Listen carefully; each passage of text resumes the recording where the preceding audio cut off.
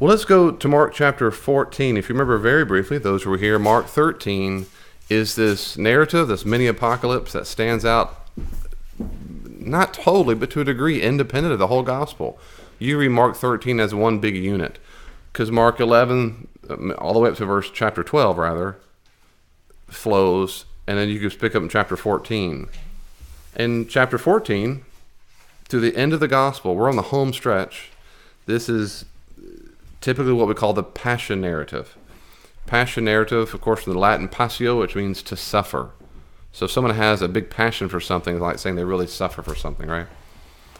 If you'll notice in Mark's gospel, and Matthew and Luke do the same thing, in Mark's gospel, that the time frame is fast. It's always immediate.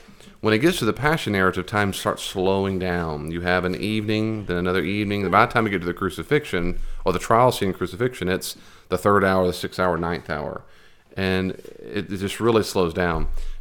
I could go on for a long time, but I won't because I'm going to stick on Mark. But scholars for a long time have noticed that this passion narrative, there are a lot of telltale signs that it's very ancient. And most scholars concur that probably the earliest oral tradition about Jesus is the passion narrative. And I find that very convincing for a lot of reasons, but main reason I think that makes the most sense. I think when people start talking about Jesus' death, start talking about his resurrection, they started with his death and resurrection, and they memorized very clearly what happened, what led up to his betrayal, death, and then lead up to the resurrection. And so it has... well, I said I wouldn't do it, and I won't. There's a lot of signs that it seems to demonstrate that it's more probable. And so this probably was a very, very ancient oral sermon. If you ask a person on the streets or a message, right? Morning, someone said, who's Jesus? Nazareth? What happened to him? Well, it happened like this. Around Passover, and it kicks on from there. Before then, the events are not chronologically aligned that much. Remember, there's a lot of freedom moving stuff around or putting together a whole bunch of salt sayings. Or if you're in Matthew's gospel, if y'all were my Matthew study, the so-called Sermon on the Mount, which St. Augustine called that, Matthew 5-7, they frame it together on purpose. But the passion narrative seems to force us to be chronologically consistent, basically of this, then sequential. This, then this, then this, and this. And that's what happened. And Mark 14 is where we start. Any questions or comments about anything so far? Anything? I forgot something. I wrote down a word and I don't know what it means. And I spelled it Targums. Oh, Targum. Targum. That's all right. You remember the person remember I said in the time period, most Jews could not speak or read Hebrew. Yeah. And when they read from the Hebrew text, their sacred text, they kept in Hebrew. So they say the first 5 books of the Bible. Someone on stage, or if there's near a stage, translated into Aramaic. Mm-hmm. That person was called a metergamon. That person would translate into Aramaic to the crowd. Those Aramaic translations could be quite loosey-goosey because they might add in a little of interpretation as they translated. Uh-huh. But what happened was, it happened so much. You think about this, we would say Sunday, but it was their Sabbath, their Saturday. Friday and Saturday, it happened so much that it became common to translate certain passages certain ways. Because other people could speak. How'd you do that? Oh yeah, we usually hear it translated this way. It became stylized. Those Aramaic translations of the Hebrew portions of the Bible got composed. They got written down. We call that codified, put into a book. Those are called the Targums. Okay. So a Targum is an Aramaic loose translation of the Hebrew text, of the ones that were read. That's right. And they're very insightful because they come about around the same time period of Jesus' life. So in the 1st century, many of them do. And that's invaluable because it lets us know how people in the other Jews in the time period were both translating and interpreting certain biblical passages. So you're going to say, what were other Jews thinking about Isaiah around the 1st century? You'd go to a Targum. Okay. Now, that doesn't mean everyone thought of it that way, but that's one of the places you could go. So it ended up kind of being like a commentary. And that's kind of the earliest kind of commentary. That's a Targum. T-A-R-G-U. So it's T-A-R-G-U-M. Targum, like you chew your gum. I kept looking at that and I thought, well, did I make that up? That's right. It actually talks about She's Just Targum. daydreaming in the study. Targum. Yeah, no good. No good. Good I question. heard of Tar Heels, but not Targum. That's right. That's right. Similar to Tar Heels. Some of this, probably a lot of this, will be quite familiar to you. So I won't go over every little bit, maybe as usual, but I will try to highlight some insights worth, I think, reflecting on. Mark says in verse 1, it was now 2 days before, literally, Pascha. Pascha. If you've ever seen this translated into English letters, it's P-A-S... CHA. Yeah, C-H-A. What did I just say? P-A-S-C-H-A. It looks like Pascha. We say Pascha. It's actually, literally, it's Greek. So P-A-S-C-H... What did I say? C-H-A-H-A is a transliteration. That's with the Greeks. And now, if you say it through another different way, eventually through English, it's Passover. Passover. If you're talking to a Jew in the first century, or even now in Greek, you would say it's Pascha.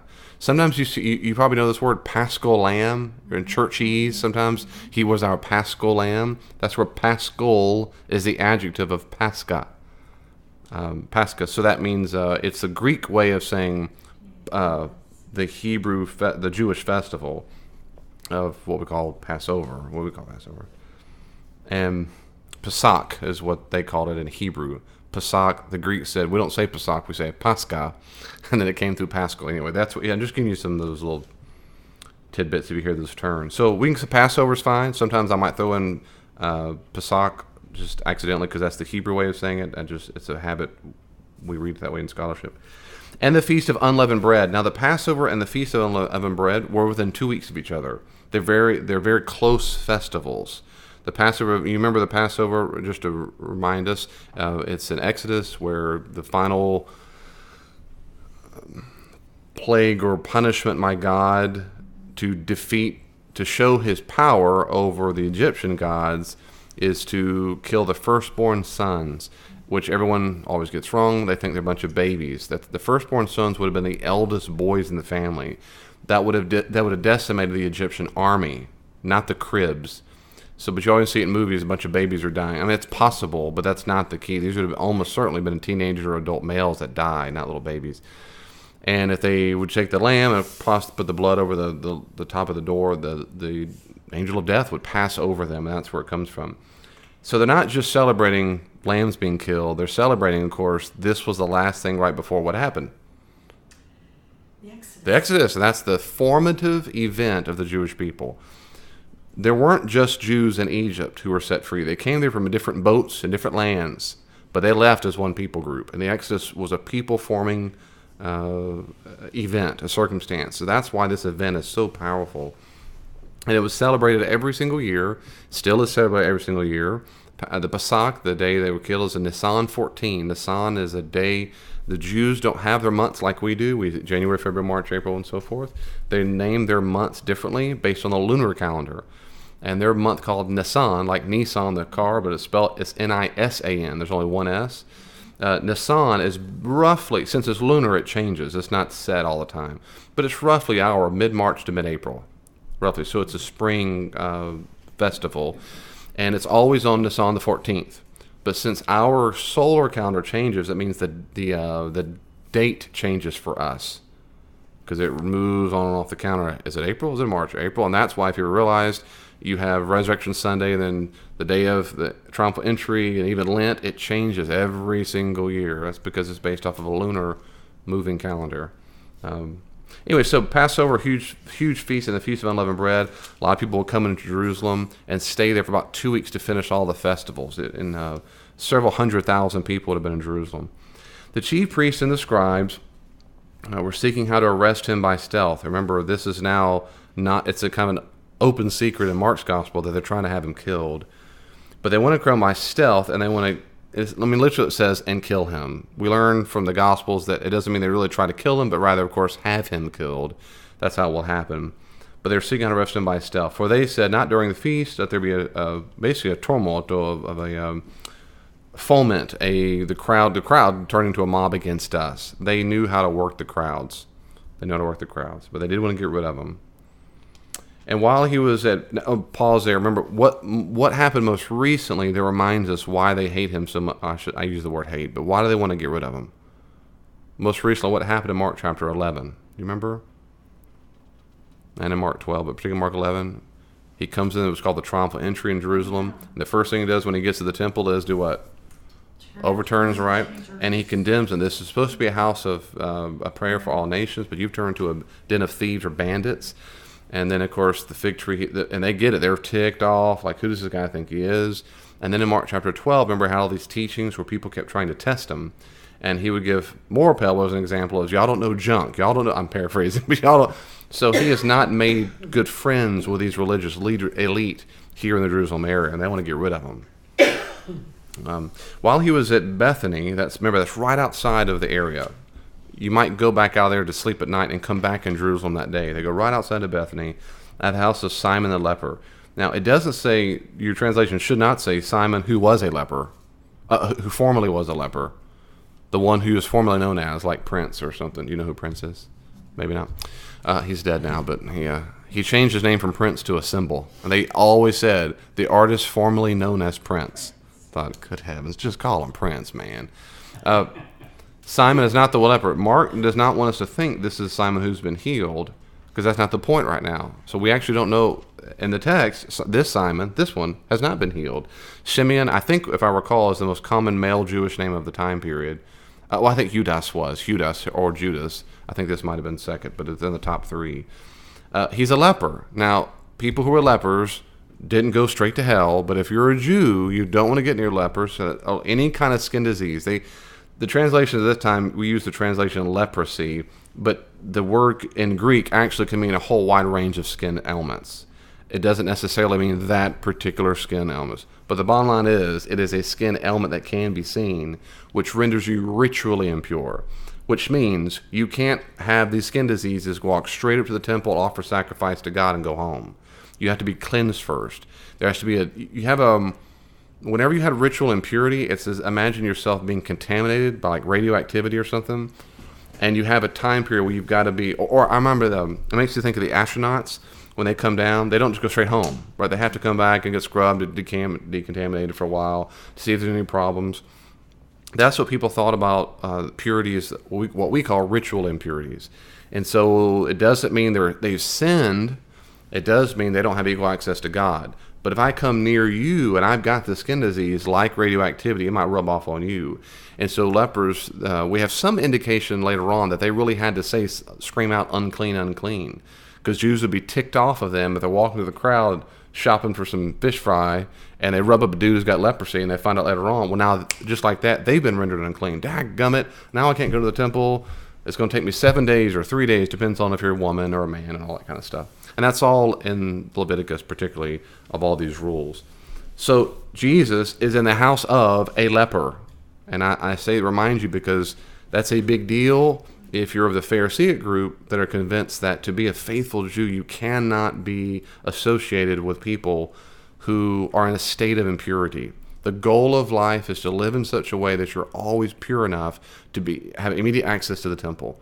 You don't eat, you don't hang out with Gentiles, ritually impure Jewish people. You don't want to hang out with them. Don't even be seen or associated with them. And remember, in the gospel, we'll see in a second some more examples of that. He's with a leper. And he sat at table. That's a fellowship thing. I mean, this guy, Jesus is hanging out with him. This ain't just, sorry, Simon, got to go, man, you're unclean. He's hanging out. We've seen the woman who had blood. Remember that? She'd been a doctor for all these, 14 years? And when he touches people, he's not rendered unclean.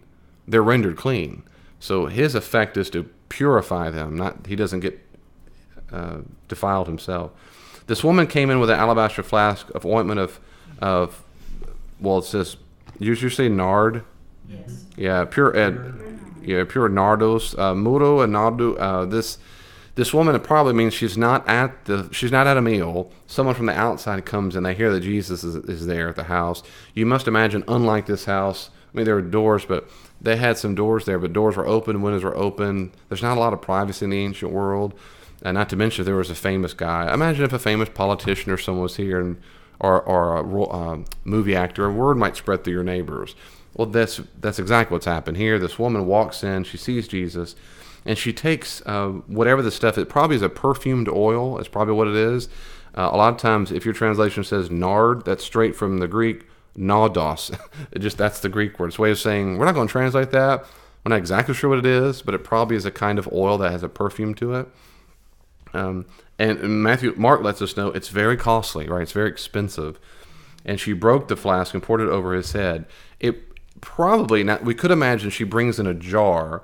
It could also represent, amongst a Gentile community, they would have probably heard it this way. We know this was common based on paintings from reliefs and statues and wall frescoes from the ancient world, that wealthy women would have these things around her neck. Whenever she needed it, she might be able to open up things. But to break a whole thing on the whole deal, which means she's getting rid of a lot of money.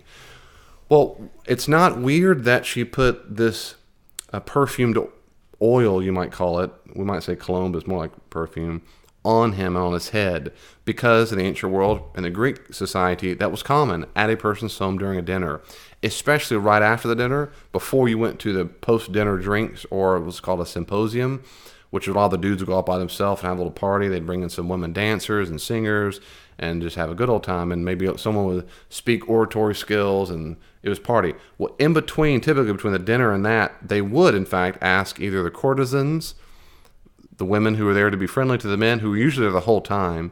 They were hired to come and do that. They would get them all ready and prettied up, wash their feet, or someone else would do it. The fact that she walks in and puts oil over his head is not weird. What's weird, of course, is he's at Simon the leper's house. That's weird. I mean, that's weird. The second that's weird is she kind of comes off the street and does this. So it doesn't. So she is breaking some social barrier things, in that she's walking right to a leper's house, and she walks right to a Jewish teacher and so forth. But it's not like what she's doing is sinful or something. But this is a bold move. But there were some who said to themselves, and your translation might say indignantly, that's fine. They were kind of ticked off. Why in the world did she waste all this? Why did she waste this? Quite frankly, I would have asked the exact same question. No! Remember, it wasn't long ago when Jesus told a rich man in Mark chapter 10, you got one last thing, go do what? Sell, and give to the poor. Now, that's not Jesus' only attitude towards stuff, but it was to that in Mark 10. You would think the disciples would pick up the hint. They're not good at picking up hints in the gospel, quite frankly. But if I give them a break for a second, you would think, oh, they got it right. Because usually they don't get it. Like, you're not like the Gentiles. You don't lord it over there. Okay, I got a question for you. I want to see your right hand, your left hand. We want to be in power. They're dim-witted. Here they seem to get it right. Why she wasted this? That ointment might have been more 300 denarii and given to the poor. That's a lot.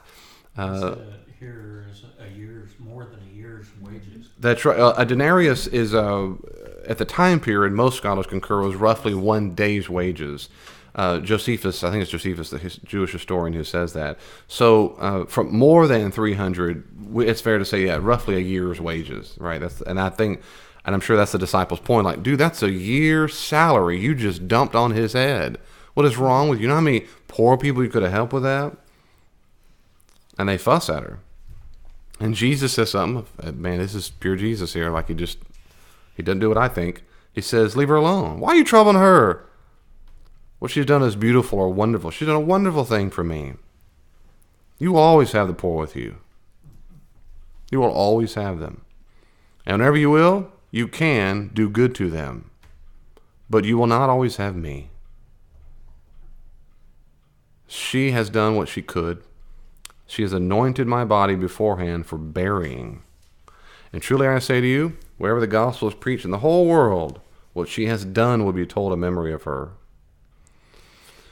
That's striking on a few levels. One is, this is a minor character. This is safe to say this is a minor character in the Gospel of Mark. This random woman who walks up and busts this alabaster, this jar, and anoints Jesus' head. But yet, he says something phenomenal.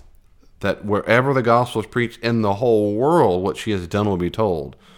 Well, to a degree that's true, because I got written down in the gospel. We don't know who she is. She didn't even say a word. She's nameless. She's speechless. She's all that stuff. But yet what's remembered is not her, because that's not the point. What's remembered? What she's done. There you go. That's what he said. What she has done will be told in memory. And Jesus, of course, it seems to be the case. What Jesus is fussing at is not, disciples, you're right. We should always, no matter what, always give to the poor. Jesus doesn't speak that way in the gospel, in his ministry. In his ministry, Jesus praises people for recognize, to use terms for a second, the eschatological moment, the end times moment. Like, you don't realize this is the time. Remember way back when, is it chapter 2, verse 19, when he said, is that the bride? Yep, that's right, 2:19. He says, why don't they fast? And Jesus says, can the wedding guests fast while the bridegroom is with them? As long as they have the bridegroom with them, they cannot fast. The days will come when the bridegroom is taken away from them, and then they will fast in that day. So it's not that fasting all the time is bad. It's not right now is not the time for it. Now is not the time for my disciples to be in a spiritual state of sitting back, reflecting, and remorseful repentance. Now's the time for ministry, because they're with me now. We got to get at it. You got to recognize now's the time to do something different. And maybe a couple of examples throughout the gospel, but that's one that comes to mind. Here's another one. Yeah, helping the poor is a good thing, like fasting, sure. But helping the poor all the time, no matter what, is not. This woman has realized what she's doing. Now, she may not have realized it's right before his burial, right? But Jesus interprets that way. This woman had an incredible generous act. I mean, it is, no matter what your view of this woman is, whatever she is, whatever she's done, to come in and put this very precious, very valuable, she could have sold it herself. That could have been her retirement, you know what I'm saying? I knew that stuff. So what she's done is very generous. But Jesus is saying, of course, what he just said is, you're always going to have the poor, but you will not always have this moment. And he interprets it theologically to say, what she's done, this perfume acts like an anointing. If you remember, you might have heard this before, I'm sure, but when someone died, we see this explicitly in John's gospel, but when people die, they go, and Jews in any ancient culture had a very specific burial ritual that took some time. And we know for a fact the Jews, from a lot of reasons, that the Jews would anoint the body with oil. It's kind of like giving it a bath, quite frankly, the corpse a bath. And they put oil over it. They put different perfume, spices and things that smelled good because of what's about to happen. Wrap it up, kind of, not mummify it, but kind of, because I know it's going to take about a year. And Jesus, of course, never has that privilege. Now, in the narrative, if you're following chronologically, we don't know that. We don't know that's going to happen. Now, if we know the gospel story, yeah, of course we do. But if you remember, from their perspective, they don't. They have no clue. They have no clue that within 24 hours he's going to be dead. They don't know that. They do not know this is about to have the Last Supper, as we call it. They don't know that. That hurt? Well, I Well- broke it and poured it over his head. no, a good question. We don't know that she cracked it over his head. He poured it over his head. We don't know. Okay. Yeah, no, that's a good question. We don't. She did break the flask. So how she broke it, Yeah, she broke the That- jar and poured the perfume. that'd be kind of comic, good comic stretch. Jesus, Cotton's like, hey. Oh, so there. There were different types. It could be. Yeah, they could sell it. Yeah, that's right. There's all kinds of That's right. things that I don't, For me, when I think of this story, this narrative, I think this is the closest thing we have, it seems to me, in any of the Gospels to the gifts that the Magi bring in Matthew 3, that she brings her gift. So theirs is frankincense, gold, and myrrh. Hers is perfume oil.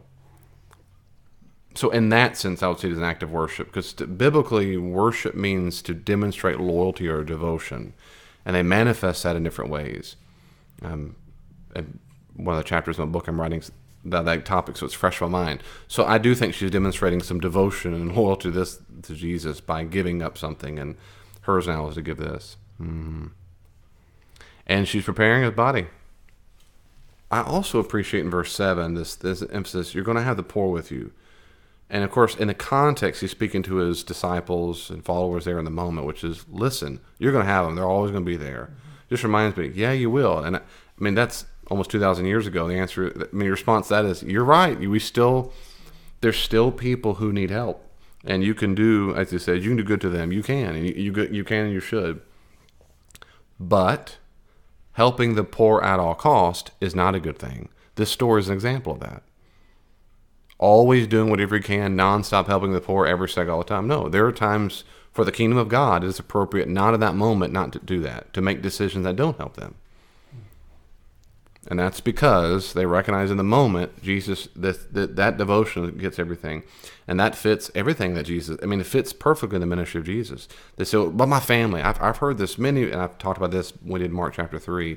I've had people tell me through the years, your family, that's your first ministry. They're the number one ministry. They're the most important thing in your life. And I always, but if they have a conversation with me, I go, no, they're not at all. They're not the most top priority in my life. As a Christian, they're not.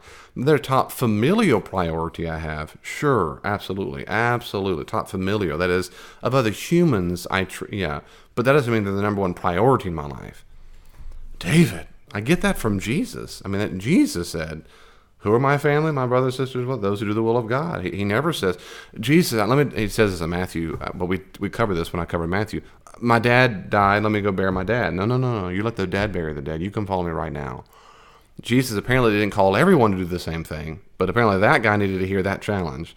My point is everything in life in priority level is inferior to whatever Jesus needs in the moment.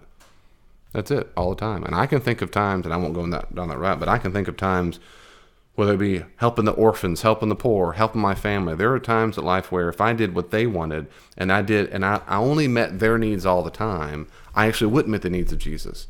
I'd be so burned out, or whatever it might be, or their values of my family members, their values they have that I don't have, but they're family. Or I might give all my money away to the poor and not be able to take care of my own children. Well, that would be derelict. I mean, see, so making it a hard principle that every single time you have a need, you got to give. I don't find that convincing. Jesus tells us. But we're going to have the poor, and we can do good to them, and I think Jesus would say, and you should, like the Mark 10 man, the rich man, sell everything you have, and he didn't say give it to me. What did he say? And give it to the poor. So yes, rich people should do everything we can to help, but it's not a universal principle at all cost, is my point. And the gospel is preached. Verse 10, if we'll go ahead. Then Judas Iscariot, and that last name Iscariot, who was one of the 12, that last name is, of course, to distinguish him from all kinds of other Judas, since we get the word Jew from that, Jew from Judah or Judas. There are different interpretations of where Iscariot comes from, but I'm going to move on. He was one of the 12, went to the chief priests in order to betray him to them. And that's just, Mark just kind of puts it out there all of a sudden. And when they heard it, they were glad, and they promised to give him money, and he sought an opportunity to betray him. Now, Matthew's gospel, we have a lot more details there, but Mark is getting on with the story. But it builds suspense. You're supposed to see it that way. Now, all of a sudden, this inner circle, and that's why Mark says, was one of the 12. He's been a minor character in this whole story, but he's been with them. That means 12 means Jesus called him. He hand-selected this dude, and he's going to want to betray him. Now, what does that mean to betray him? Why did he go? Remember back in verse 1 and 2? Remember that? They were looking for a way to arrest him by stealth. Verse 12, and on that first day of unleavened bread, when they sacrificed the Passover lamb, the Paschal lamb, his disciples said to him, where will you have us go and prepare for you to eat the Passover, Pesach? And he sent 2 of his disciples and said to them, go into the city, and a man carrying a jar of water will meet you, and follow him. Wherever he enters, say to the householder, the teacher says, where is my guest room? Where am I to eat the Passover with my disciples? And he will show you a large upper room furnished and ready. There prepare for us. Now, what we've seen since all through it, but certainly in chapter 11 and moving forward, every time Jesus has his little prediction, it seems like a prediction, or at least, here's what's going to happen, dudes. It is always right, every time. Go ahead of you, there's going to be a colt tied up, and say the master needs it. They find that. They go find the donkey. They have these, you might say, predictions, like in Mark 13. I'm telling you, don't get freaked out. Remember this, y'all, in Mark 13, we were in here last time. He gives these predictions. Well, guess what happens? The disciples set out, verse 16. They found as it told them, they prepared to Passover. We're probably supposed to pick up, especially in the last part of the narrative of Mark's gospel, that when Jesus gives, here's what's going to happen, you're supposed to trust it's going to happen that way. Remember back in 8:31, 9:31, and 10:33 through 35, he said, I will go in, I will be handed over, I will be beaten and killed, and on the third day I'll rise again. So what we're seeing in the gospel now is we're starting to see more and more evidence that when Jesus says something's going to happen, it happens. You see that fig tree? I mean, on and on it goes. And that's what they find. Now, my own opinion is this is not a profound prophecy. This isn't some Holy Spirit moved thing where Jesus had a prayer and all of a sudden he woke up and had a vision. I see a room. I don't think so. The odds are very, very high historically. Jesus had already worked this out. We know, I said this last time or 2-3 weeks ago, that Jesus certainly was in Judea and Jerusalem more than what Mark says. Certainly it was, if you have the Gospel of John, which says he was there several times. Remember, one of his good friends was Lazarus. Lazarus lived in this area. Mary and Martha, they're from this area. So he had friends, acquaintances, other disciples who lived in this area. So it's highly likely this had just been arranged. And Jesus says, here's what's going to happen. But Mark uses it to let us know when Jesus says something's going to find it, you're going to find it. And when it was the evening, he came with the 12. With the 12 means the 2 are already ahead, probably, and the 12, that's at least 14. Remember, all through Mark's gospel, the 12 represent the symbolic 12 nations of Israel. He's reconstituting God's people. But there are more disciples than 12. You should always remember that, unless it says, he'll do it in a little bit, he takes Peter, James, and John, Andrew aside. But otherwise, in my own personal mind, I'm always picturing at least 15, at least, because you got women with him everywhere he goes. At least 3. You got Mary, another Mary, and a bunch of Marys. And so, yeah, and not to and also depend what region is in, region of the area. So he's got 15 to 20 people with him most of the time. Anyway, there's the 12 they're supposed to have had leadership roles. So while they were eating at the table, Jesus says, he starts out, I truly tell you the truth. I'm telling you the truth. I say to you, one of you here will betray me, one who's eating with me. In the Mediterranean culture, that's one of the greatest breaches of trust. It's a huge breach of trust to invite someone to have a meal with them, and that's what this emphasis, the one who is eating with me. It's hard to overemphasize that. Today, it might not be as big a deal, but it kind of is if you think about it. I've been betrayed several times in my life, and I can think back to those times with people who did it, and I go, I had you in my home. Have you ever heard that? I've had you in my home. We had my dinner table. We made food for you. Like, there's a sense of, and I'm not a Mediterranean person of the first century. I'm just a white American, and I still understand that a little bit. Like, what?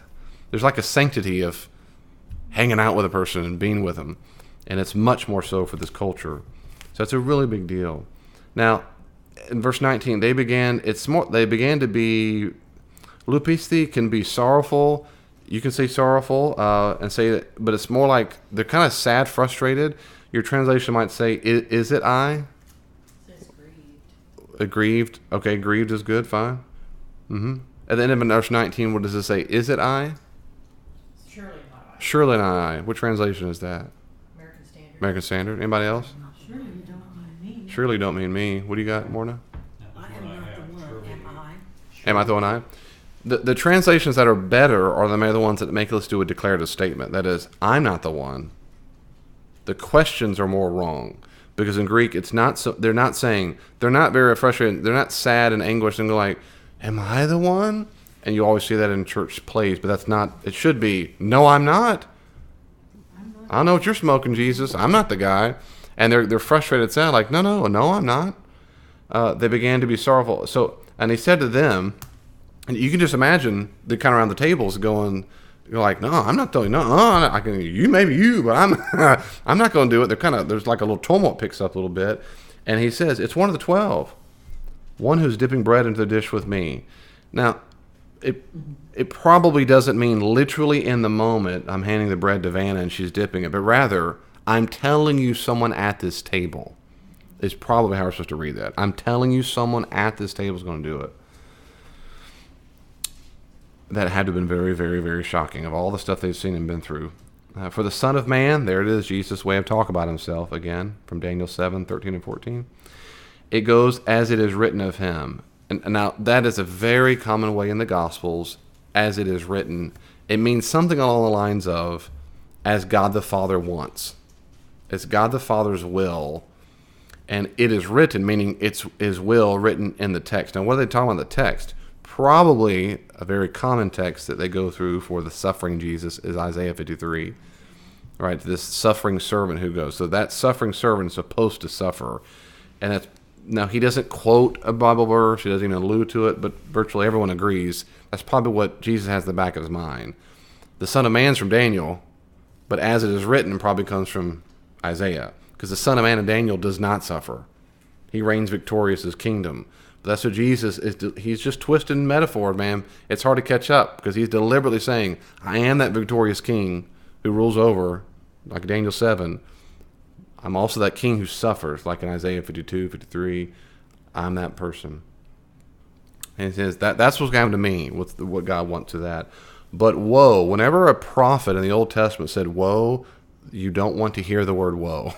And if my children, I need to do this more often, if my children are in trouble and I go, woe to you, I need to do that. Because that means hell is about to be unleashed, grounded, locked down. But and prophets said that. You read back in Isaiah, Jeremiah, Amos, Hosea, they always say, particularly Jeremiah, woe to you, woe to you. Remember in Matthew chapter 11, he says, woe to you, Chorazin, woe to you, Bethsaida, woe to you.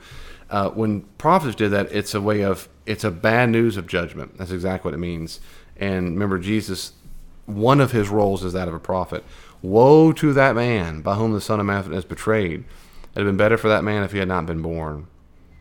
And so it seems to, some people make this a big struggle of free will, not free will. Personally, I do not. I think Jesus is saying, verse 21, the Son of Man is going to do exactly what the Son of Man is supposed to do. I'm going to fulfill what God wants me to do. Yep. But woe to the person who betrays me. That is to say, the person who chooses his own free will to betray me, that's horrible for you. It's better if you've never been born. That's bad. God the Father will make sure that his will is accomplished, even though you will betray me. And some read a lot more into that and say, no, God must have caused him to betray him, and God, I don't think he did. I think it's a way of saying God can use any, sisters and brothers, man, I've said it, it's worth saying again. God can work around anybody's evil choice. Anybody's. No matter what he or she or they have done to you, he can work around any of them. God doesn't go, oh man, now I'm stumped. Boy, that was a tough one. I had no idea. It just can. Push, pull, shove, they do whatever they want to us. God can work around it, and that's what he did through the death of Jesus. Any questions or comments about that section so far? It makes you want, did it for money. They promised to give him money. Yeah. I mean, you figure he knew he was going to get something out of it, or why? Right. Yeah, and Matthew, I think, and Luke as well. They emphasize more of the silver and emphasize the mercenary nature of it, and I don't doubt that's a strong possibility. Personally, I've always found it pretty convincing, at least to myself, and maybe some other scholars too. Then maybe all, maybe not. I wonder if I time traveled. I wonder if Judas really did think his handing him over to a degree would have caused Jesus to initiate this final battle of the end of ages. It's like he's... I recently watched The Karate Kid again, and it's like saying, if they know Ralph Macchio is going to win and they shove him into a fight, they know you're going to... If they didn't have the move, but if they just pushed him in there like, you're going to take him down, I don't want to do it, and he shoves him, but he shoves him, and Ralph Macchio ends up getting killed or hurt. And like, but why'd you do that? Why? I just surely knew that he was going to beat the good guy, just the bad guy over there. I wonder about that sometime. And for one is, I think that would fit to some degree this tenor of the disciples so far, like as they're going to Jerusalem, Jesus, not Judas, but the other one, let us sit at your right hand of authority and power. They're and the other disciples get ticked off at them, probably in the assumption that no, we want to be, don't get ahead of me. So it seems to be the general tenor of the disciples that they're going and boom, baby. Mark 11, triumphal entry.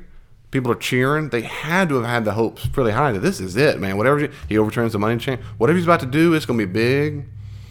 And on top of that, another thing is, I don't think it's in Mark's gospel, but it is, I believe, in Matthew's gospel.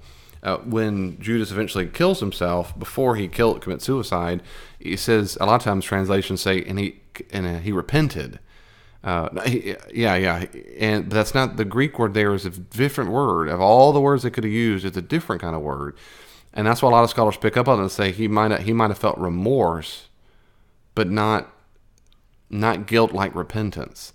And so does that mean, did they change that word on purpose to make he really was a scoundrel?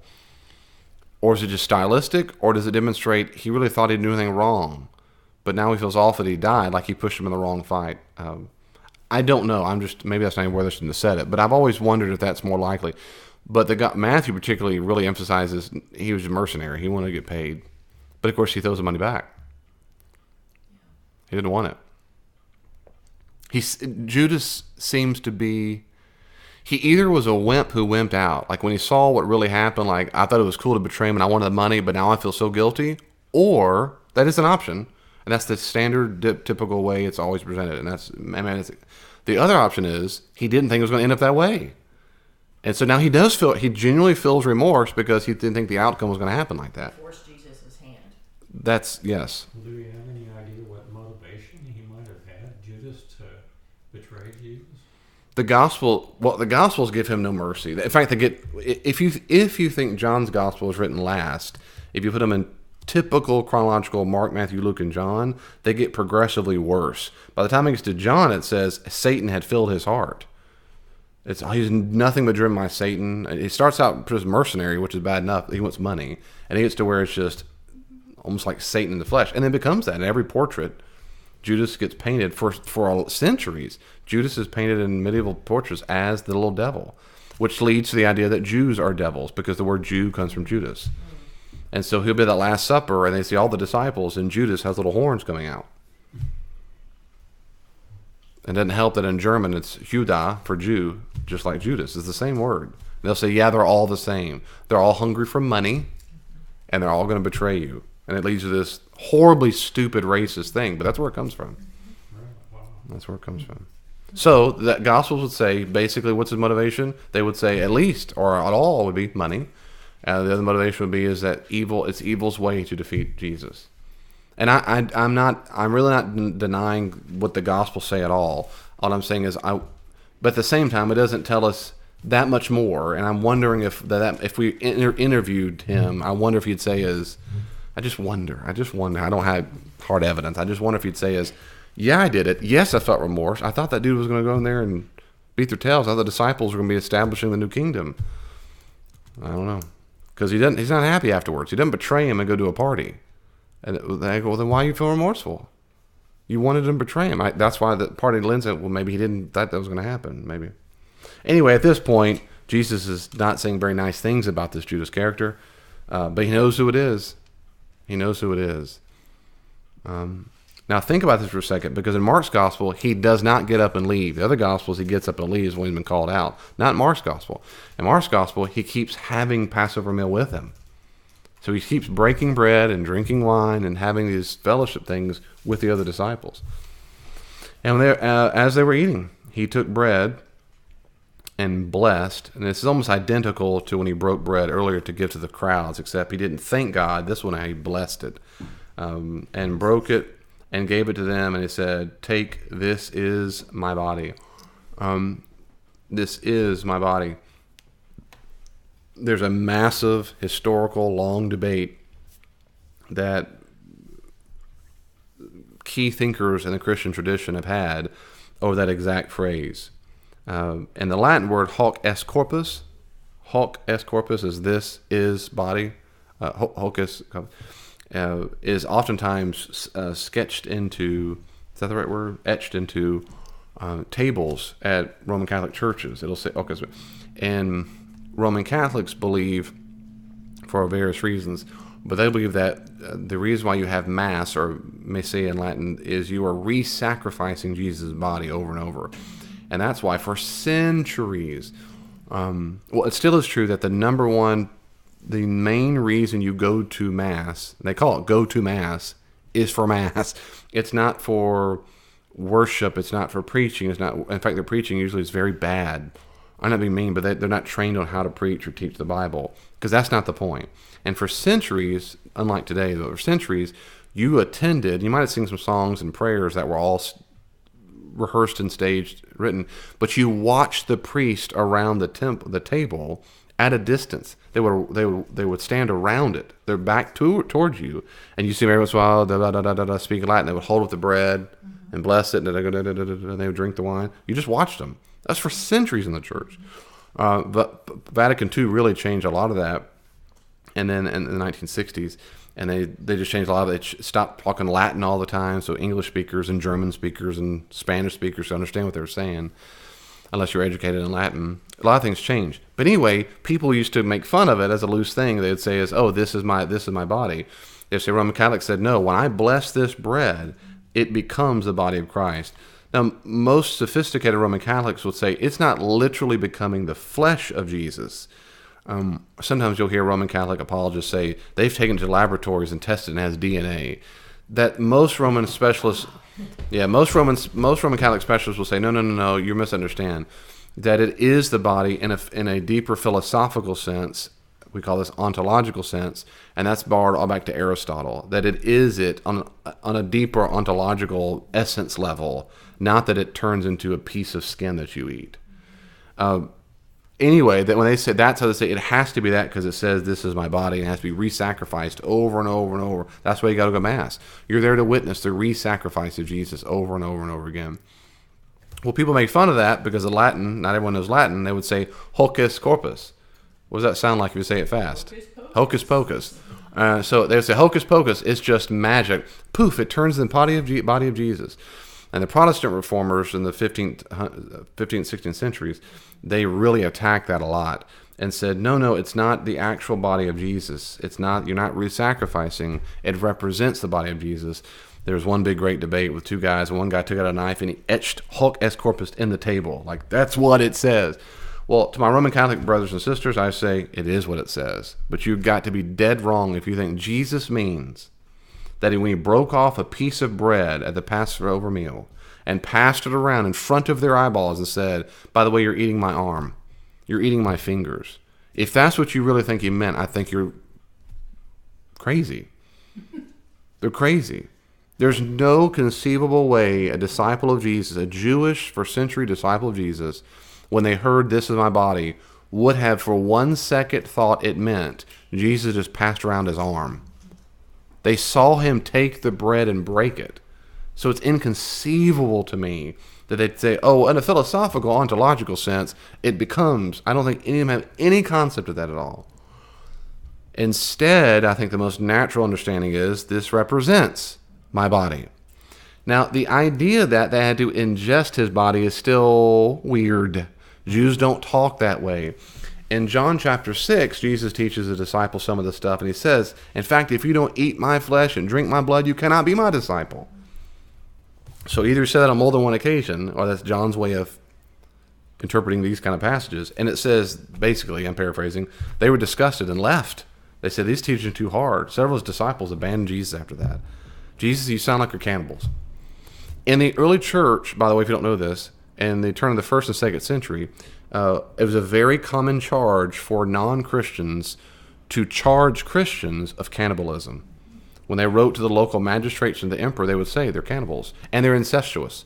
They call each other brother and sister, and they give each other kisses. They do. That was a common charge. And cannibalism was one of them, because they eat this guy's flesh. It's very unlikely they would have made that up. So this, every scholar agrees, this has to go back to Jesus. No Jew would have made this up. They make up anything else besides this one. But what's amazing, of course, is this is not the Passover. And I've been to all kinds of Seder meals where you go and reenact the Exodus today when Jews have Seder meals. I'm not fully against them. What I am against, for biblical reasons, is saying that Christians really, really ought to go to Seder meals to understand what Jesus was doing. I disagree completely. Nothing in the story is about the Passover meal as it relates to the Exodus. None of it is. Jesus is deliberately taking elements that represented the bread and the wine, as it represented leaving Exodus, but he is reinterpreting it. This bread does not represent non-leavened bread leaving as Israelite slaves. When you ingest this bread, you are participating in me, which will, of course, eventually be my death. When you drink this, you're participating with me.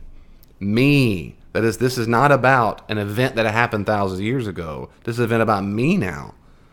But it's laden with this deep Exodus background. Sure, absolutely. But this is not about all the cloves and the salt and the bitter and all the stuff. It's not. It's about Jesus.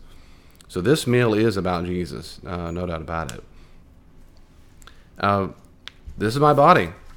Then he took a cup. Now, which cup of all the Passover meant, we don't know. And people always tell you exactly which one it was. I don't know how they know that. They do. They'll say that it had to have been the so-and-so cup because there's different. He doesn't say that. And that's Mark's point is this is not Passover. Mark has gone out of his way to strip this thing of, of all the explicit allusions to it, except the bread and the cup. And he had given thanks. He gave it to them, and they all drank of it. And he said, this is my blood of the covenant, which is poured out for many. Now, for many is a way of saying he parpolon. It's like saying, I remember Mark 10:45, the Son of Man did not come to, what, be served, but to serve and to give his life as a ransom for many. It's just hyperbole. A whole lot of people, whoever put their faith in him, kind of stuff. Same thing here. Truly I say to you, I shall not drink again of the fruit of the vine until that day when I drink it new in the kingdom of God. So to take the body, to take the blood, is to be connected with Jesus. And this exact thing in verse 24, this is my blood of the covenant. And sometimes translations put of the new covenant. Is that what your translation says? Just The new agreement. It's really just covenant. And the reason why is in verse 24, and that's nothing in the world if they have new. I don't get bogged down with that, but it is new in the sense that he's forming a new one, right? A covenant is, people get worked up, it's not a contract, it's bigger than that. Well, it is a contract. A covenant is a contract. There's different kinds of contracts, but in essence, this is a covenant contract where a person is certainly going into a relationship with a person, but there are usually stipulations on one and the other. Now, not every single covenant or contract is identical, that's for sure, but they had major categories.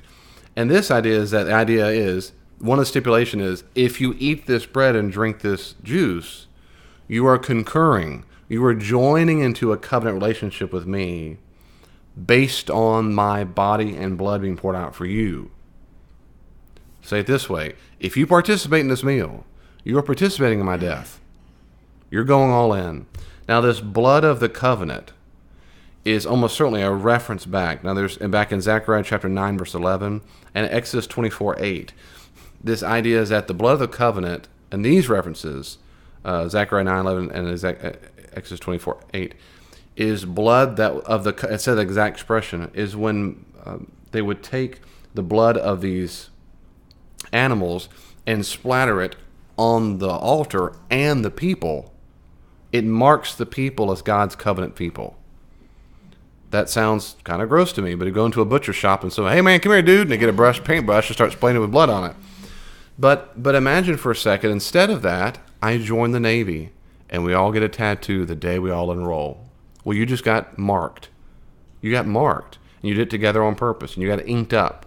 That's almost certainly exactly what they thought the same thing. The difference is the blood being poured onto them, that tattoo, as it were, not literally. I mean, blood, you get the analogy? Blood doesn't stay there forever. But the point is they're getting ink marked on them, there's blood marked on them. They thought the blood purified you. It demonstrated a sense of holiness on you. But the point of my tattoo analogy is you do it on purpose to mark that you've been marked. If someone in the ancient world, they had religious tattoos commonly, they might put the word Zeus or something on their arm, or their favorite god. Like, that's my god. That's my babe, my boo. Sometimes people, it's real cool in Christian circles now to get the tetragrammaton. Yahweh, the 4 letters, YHWH, God's name. I have a good buddy who's got Yahweh huge around his forearm. The religious tattoo. My point is he's been marked, right? That's the idea. That's what Jesus is saying here. This blood of the covenant is my blood poured out, but if you drink it, what it represents, you're being marked as my people. You're being marked as my people. My people, in that sense, Exodus, you will be exiled. You Exodus out. But that's the closest the analogy gets. Everything else is not all about the Exodus, but it does mean Jesus saying, to this day, the early church still thought that. We see in Paul that one of the earliest, I think it is the earliest saying of Jesus is 1 Corinthians, I think it's chapter 7, where Paul quotes from this exact event. And so they use this as a very sacred time. Paul even says, aren't some of you sick? And some people might even died. And that's because when they were going to have their, what we call communion and whatnot, they called it all kinds of things, communion, Last Supper, Last Dinner, whatever. When they had that, they thought it was a very sacred event and ceremony So much that Paul said that some of you, the Corinthians, are getting sick and horrible because you're mistreating it. They were using it as a time to demonstrate who the haves and have-nots. People who don't work, they're rich, so they have plenty of time to eat during the day and drink the wine. The poor people who got off of work come home, come to the church building, come to the church house. There's nothing left, and they were showing partiality, all kinds of stuff. And he was saying that is bad. Stop doing it. Take it seriously. It's a very, very old concept, and I've said many times in sermons and Bible studies, I think it should still be that when we take the bread and we take the juice, this is a standard. You can go to the Greek Orthodox Church, Roman Catholic Church, and Protestant churches. They all concur. Communion is a massive part of what we do. Protestants don't take as I've made implicitly clear, Protestants don't put near as much weight on top of this communion meal. You get one of the most farthest extremes away from Roman Catholics you can get are Baptist. I know them the best because I grew up as one and went to Baptist schools, and they went for a long time, and many still will say it's not even a symbol. They would say maybe symbol. It's something you do just to remember him by. And so in many, many, many Baptist churches and Protestants, they'll have a table. It's not etched hoc est corpus. It's do this in remembrance of me, which of course he says Paul explicitly says that do this in remembrance of me. So it's just a remembrance, just a remembrance. So that's one of the other extreme is we're only doing it just because you said to. It's a commandment, or do remember me, period. The other far extreme is you are re-sacrificing the body of Jesus. My own view is, I don't know if it's in the middle, but my own view is it's certainly not re-sacrificing the death of Jesus. Has been killed already. That happened a long time ago. My sins are forgiven. I'm not re-sacrificing his body. I don't need a priest to break over it for me and pray. I don't need any of that. But it has to be more than just something we do that's a good memory. We are participating in the death of Jesus every single time we do it. I don't think it's magical. I don't think the bread transforms to something. I do think breaking bread together as Christians in a spirit of prayer, as attitude of worship we have, we drink it, and as I do it, it is an act of worship. And I'll say this quickly and move on, and y'all can talk about what you want to. I think I've told you before, but I remember the first time I ever gave communion. I wish I wrote it down the date because it'd be cool to remember that day. I was working in a Methodist church, and I remember I was on the left side, so stage left. And that church had kneelers, and so everyone came down during the service and knelt left and right side, like a dozen to 15 at a time, and you would give bread and juice, and they would get up and go back the next row, which I prefer. I like that a lot. I think I think making worship physical is always a good thing, if you can do it. I understand that if you can do it. And I remember when it's my turn, I knew it. I was what? I don't know, I must have been 19, 20 years old.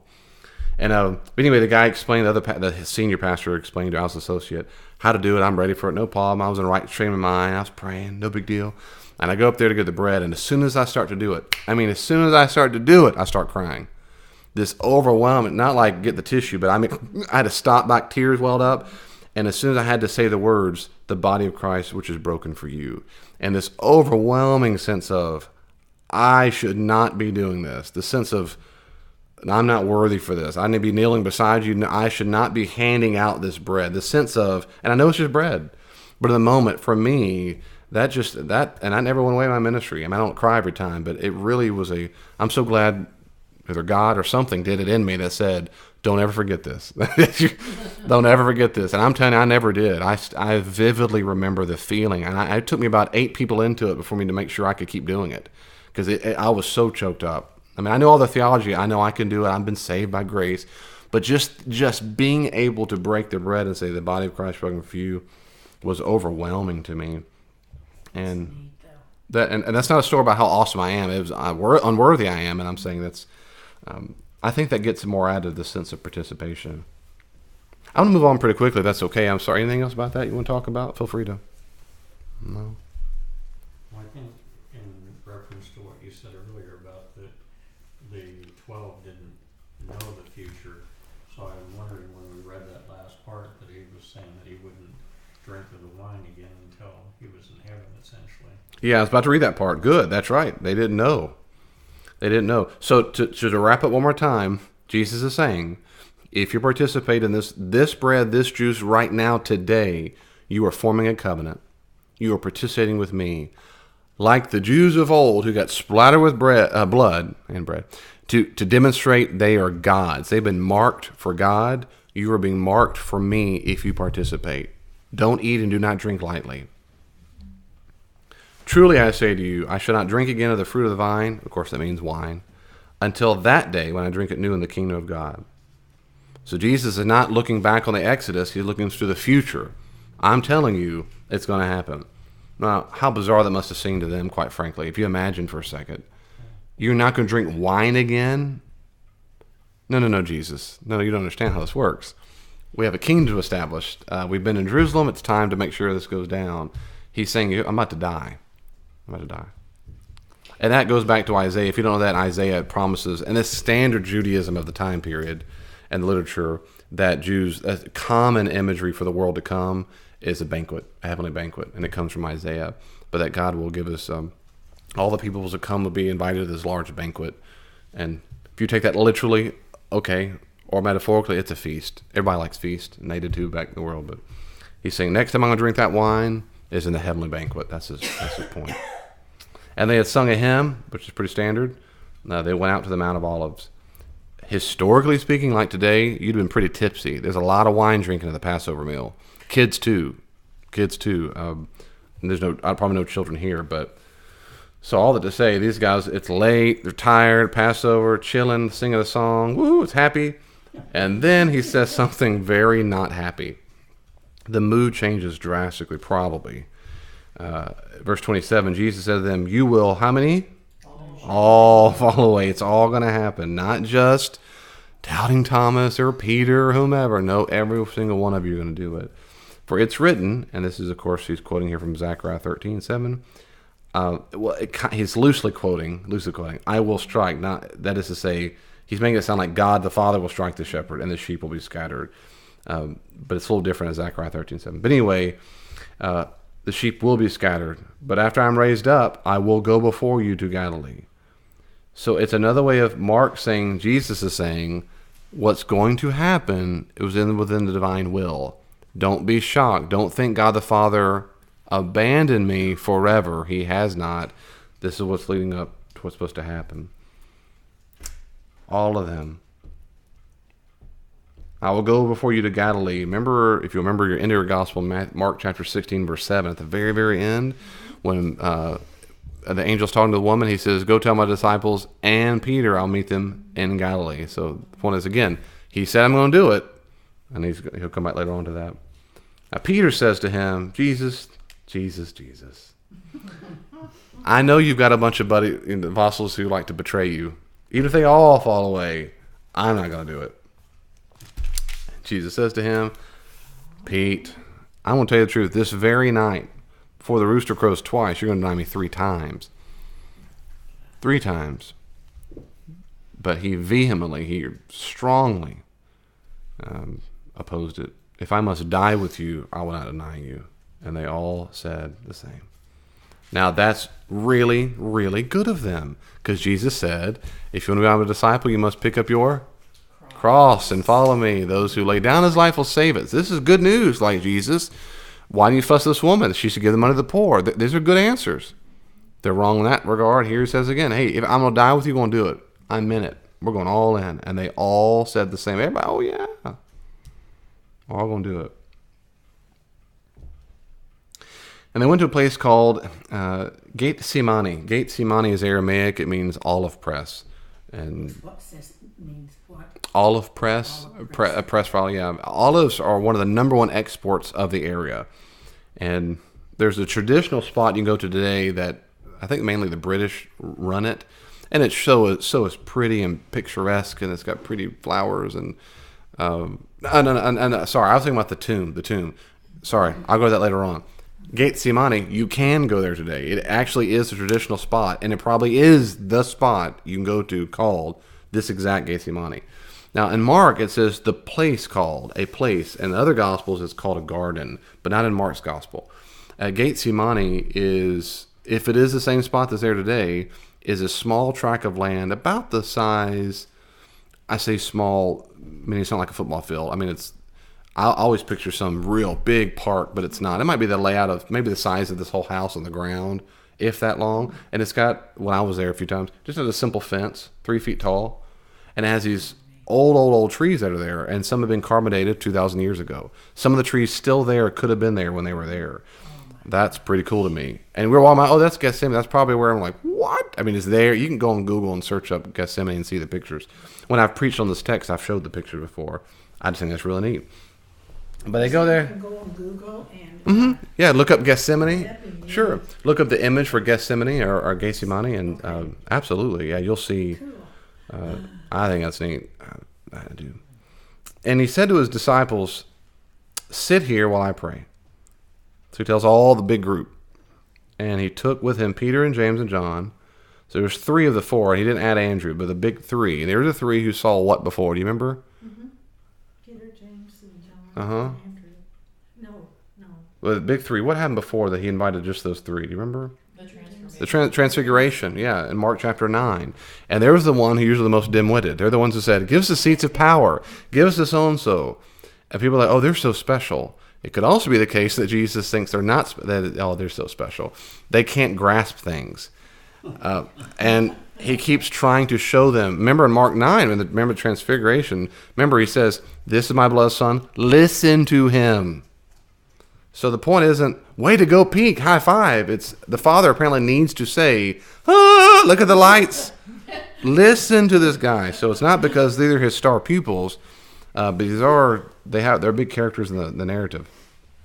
But he took them, and he began to be greatly distressed and troubled. You might say that translation. He felt a lot of agony, terribly agony, distressed and troubled. And he said, my soul, that's interesting the way of saying that. Instead of just I feel, my soul feels very, does your word say sorrowful, translation? I'm full of sorrow. Overwhelmed, grieved, With sorrow. overwhelmed Point of death. to the point of death? That's all good, yeah. It's overwhelming. Pedalupos, yeah, my soul is just to the point of death. He's overwhelmed. Now, he could have used a term for I feel afraid, and it's used in many times in the gospel. He doesn't use that here. But my own feeling is he's using the agony and distress in the sense of he is panicked. So fear, I think, is okay to loosely translate. He's panicked. He's agonizing. I think that makes the most sense of the data. He's not feeling sorrowful, stressed because he's hungry or drank too much. It's because he knows what's about to happen. And the idea of that is overwhelming him, almost to the point of death. Remain here and watch. In Luke's gospel, it says he's so freaked out that he sweats like blood, and every single picture shows blood droplets. It didn't say he sweat blood. It said he sweat like blood, meaning like thick droplets. He's sweating a lot. That's the point. He's so overwhelmed. He's very, very overwhelmed. He says, stay here and watch. Now, grigoreti, that same word used in Mark 13 when he says, no one knows when the Son of Man will come, not even the Father, angels in heaven, but instead I tell you to what? Watch, be ready, be ready. It's the exact same Greek word. At the very end of that chapter, it says, basically, the last thing I say to you is, be ready, be alert. It's the same thing here. They're supposed to be alert. Now, that's a key. In Mark 13, we're told that if they stay alert, they'll run to the hills if bad things happen. But if they do get caught, they should trust whom to talk to them. Holy Spirit's going to give you words to say. That's in the background here. So here they're supposed to remain here and watch. Now's that end times moment, that eschatological moment. Here's the time. We'll see how they do. Going a little farther, he fell on the ground and prayed. And this is typical Markan. He gives a summary and then tells us what he says. He prayed on the ground and prayed that if it were possible, that this hour might pass from him, or the hour might pass from him. And certainly he means the hour of crucifixion about to happen, that time period.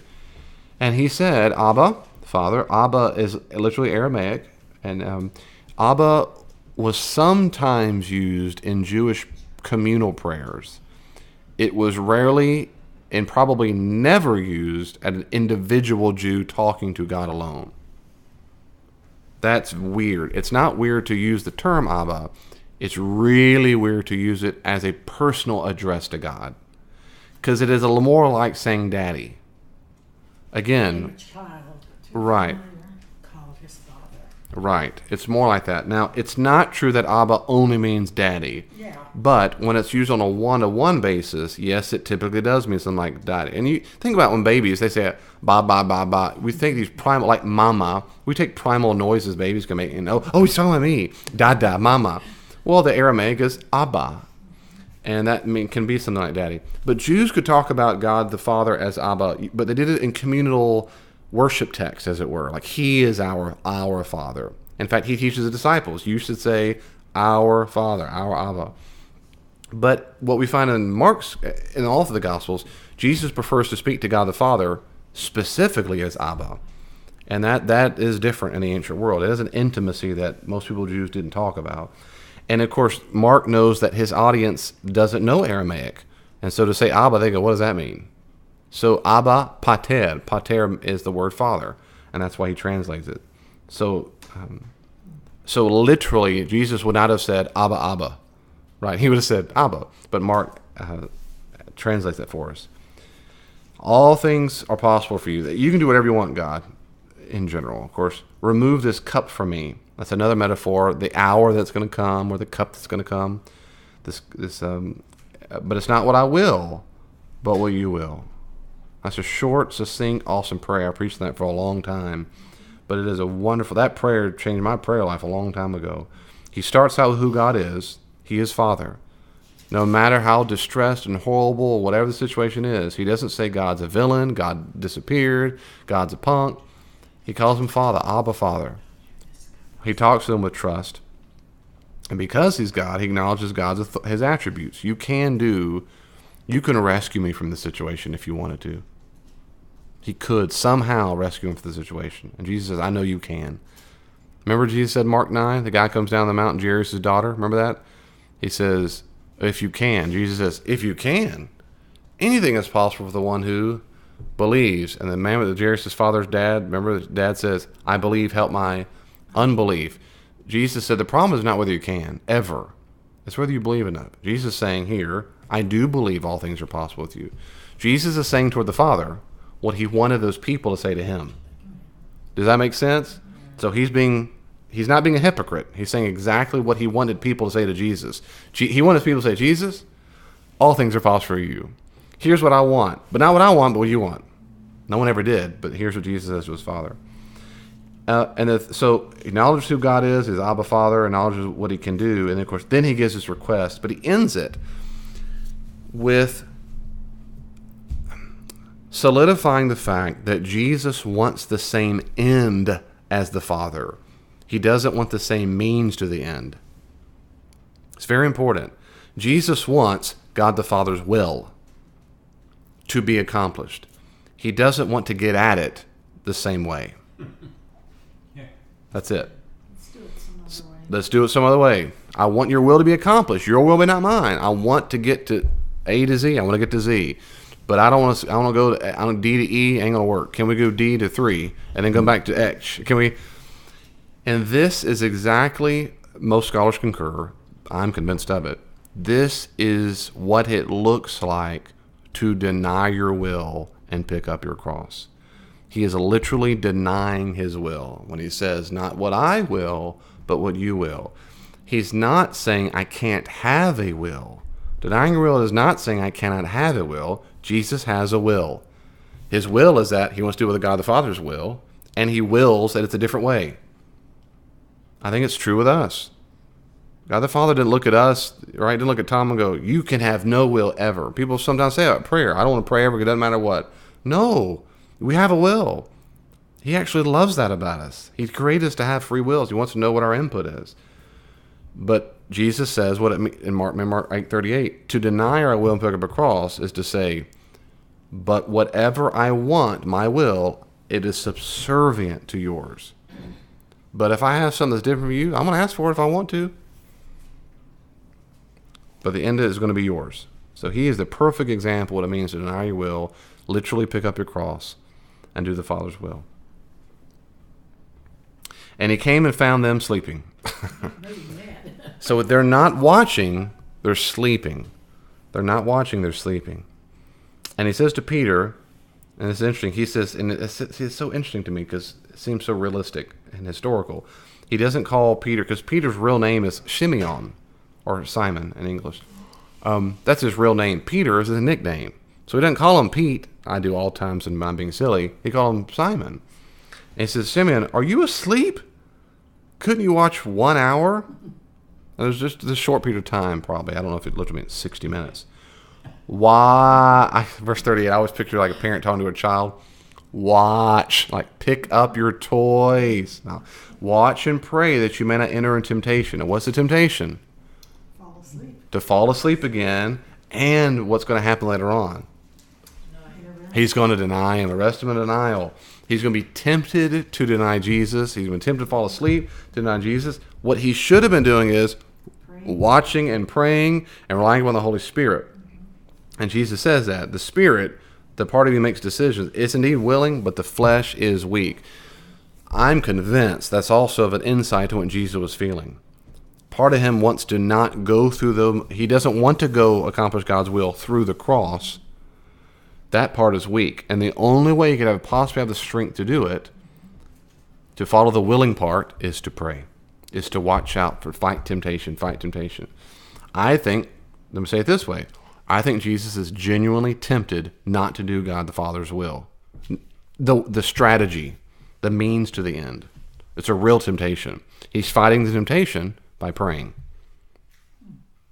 He's watching and vigilant. He's looking at, I know temptation's coming. Here it comes. I attack it by praying. That's exactly what he wants Simon and the dudes to watch too. They want to watch out to make sure some bad guys don't come get them. Let me know when they're coming. But Well, again, what you said is that they didn't know this very. yeah, they don't know the future, but they're also being disobedient to their master. But you're right, they don't know. Yeah. Again, he went away and prayed, saying the same words. And again, he can't find them sleeping. You'd think And I that's a good point, Vanna. And I also think we're supposed to see this as, in my opinion, that we're supposed to. Jesus, but I think in the narrative level, we're supposed to see it as Jesus didn't get an answer yet. So when he keeps going back, is this what you want? Like, here's a time, man. I have a feeling they're going to come get me. Yes or no? Yes or no? Is it time to run? Is it time to stick in there? What's the answer? Now, in Mark's gospel, we never hear back. We never he's arrested, and that matters a lot, I think, for the tension of the story. Their eyes were heavy. I love Mark's excuse for them. They didn't know what to answer him. Like, Jesus, dude, I don't know what to say. I'm sleepy, man. I want you freaking out. We're just praying, just had communion. We're about to go back to Bethany and have a nap. I mean, why are you so upset? What's going on? They don't know what to say. It came a third time. Are you still sleeping and take your rest? And that Greek word is something. It is enough. Apikai can mean something like it's an accounting term. It's like saying the total's time's up. That you've reached the total's up. It's time's up in that sense. It's enough. It's enough. Hours come. The Son of Man is betrayed into the hands of sinners. Rise, let us be going. See my betrayer's right hand. Is at hand. That exact same Greek word, at hand, egikin, is that what your translation says? It's the exact same word he said in Mark 1:14-15.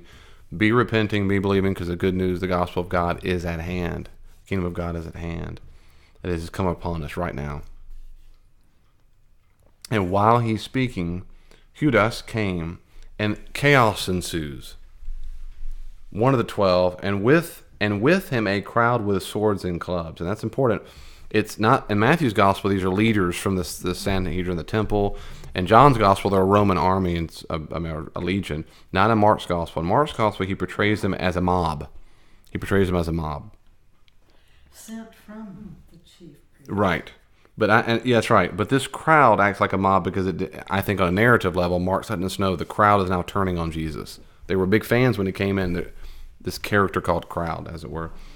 Their swords and clubs. And they come for the chief priests, the scribes, and the elders. The guys are so happy here. Now, there's no torches. And in other Gospels, they talk about how they torches. This is all in the darkness here. And that's probably a little metaphor that it's all dark.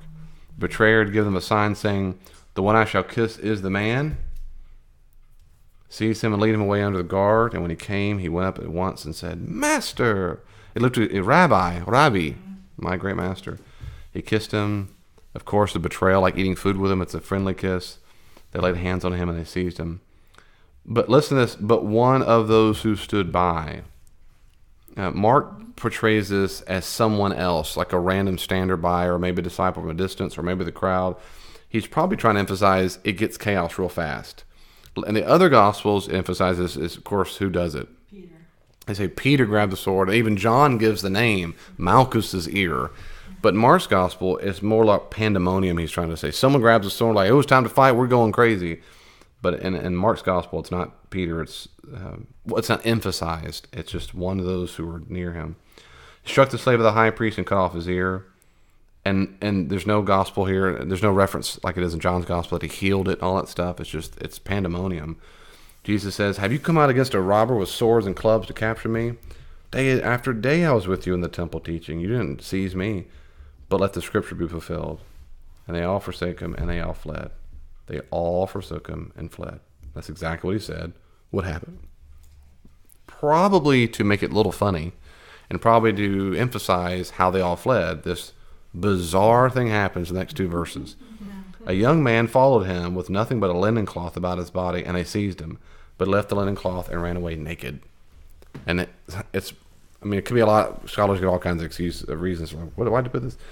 It probably has something to do with the fact that it is a way of saying everybody took off, even random people. They struck down naked to get away from this stuff. Everybody. Some think this character is Mark himself. We don't know. I mean, it might be a way Mark's putting himself into the story. Maybe so. I also take this kind of metaphorical that Jesus is exposed from now into the tomb. Almost like a living parable. And this guy gets ripped off naked and runs off exposed. There's no more teaching. There's no more healing. There's no more miracles. None of that stuff. Jesus is completely in the hands of the people he called the sinners. Why don't we stop there, because this next scene is awesome and it's long and we're out of time. And let's stop there and we'll come back next time and talk about that. But what questions, comments do you have for me? Anything at all before we wrap up?